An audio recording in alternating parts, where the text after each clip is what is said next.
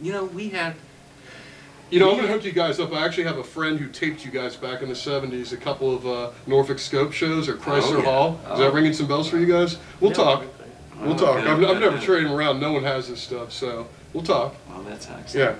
Yeah. Yeah, no, if you want them, I'll bust them out and let you guys get dubs. I can't speak to the quality, but they're unplayed, so.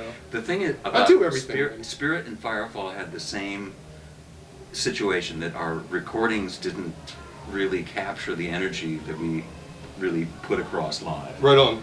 And it's an odd thing. Yeah, but you guys were AM radio staples, so it's like, you know, you had the tele-palables. A lot of bands do this, and then you completely just rock out on stage. Exactly.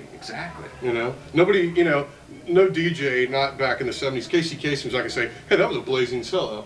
No, he wants to hear, you know, the sugar, and then everything's different live. But I think it's difficult to really capture it just sonically. I think that right on. Just the engineers didn't know how to mic it, and how do you get the sounds. So yeah, could you imagine if you'd been a band like the Ramones back then, what the engineers would be saying? Yeah. They didn't, you know what I mean? That's why all the punk rock sounds like crap. That's the aesthetic of it.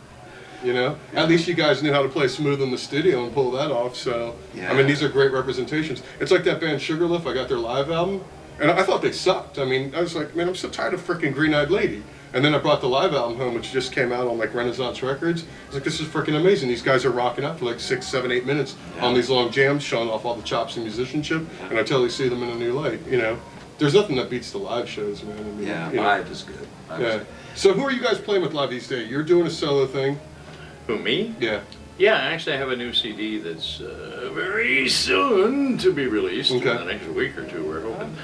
You got your own little label set up and everything, or what are you doing? Yeah, basically. LB Records, you know. It's, You've got some distribution channels? No biggie. Well, CD Baby pretty much is who distributes this stuff. And a friend of mine and I, a guitar player, singer, Don Chapman, and I. It's an acoustic. Sure. In fact, it's called Guitars and Vocals because that's what it is. Guitars and vocals. Hey, you ever need a bongo player, call me up, man. And I have a CD out right now. It's called Confidence Game. Again, you can get it off CD Baby, off my website. Are you doing iTunes or anything like that, either of you? Am I doing what? iTunes or any of that? Yeah, you are? The first CD is all over iTunes. Okay, good. So, and a number of other, I mean, there's a dozen or two of these places like iTunes that you can go. And what CD Baby does is put it all on all of that. So it's everywhere. Gotcha. Although I couldn't go down the list. And like I said, they have a new. There's a new one coming out here in a week or two that will be in all those places as well. So. Is it pretty much a ballads type affair, or what can we expect? No, not ballads. It's a mix of a couple of things. I've spent a lifetime. This will sound. I don't know what it'll sound like. I've spent a lifetime fine-tuning. Cool. That sounds cool. So, generally speaking, that gets reflected in what I write on some level somehow. It's got to be cool, otherwise I can't finish the song. So, it's cool. Okay. And within that context of cool, there's a whole lot of different versions. And some are balladic, and some kind of rock, some bluesy. You know, within the context of guitars and vocals. What gets you guys excited in music these days? Is there anything you're listening to that you're just totally, you know, hey, I'm excited about music because of this? Anything grabbing you, or a lot of old stuff, or what is it? Heard of a band called Audio Slave?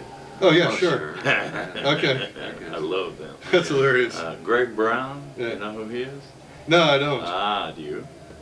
Go find Greg Brown. Wow. He'll kick your ass. Sam Baker is somebody that I've been listening to. Yeah? Sam Baker. He sounds like he's from the 40s or 50s. He's a new guy. Is he? Okay. Yeah, he's a new guy, folky guy, but very. So have you got a website? Yeah, yes, LarryBurnett.com, www.larryburnett.com. And mine is markandysmusic.com. How about Facebook groups, MySpace sites, anything like that? I've got a MySpace. It's Mark Andy's. I don't know how they get there, to be honest with you. Cool. But I got a Facebook and a MySpace. I don't have Facebook.